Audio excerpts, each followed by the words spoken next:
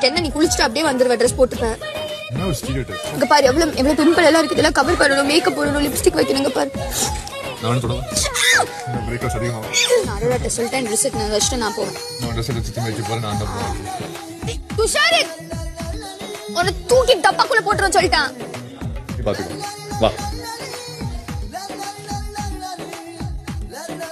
வெறும் பேச்சு தானா? என்னது இது? குளிக்க போகும்போது உனக்கு குளிக்கணுமா?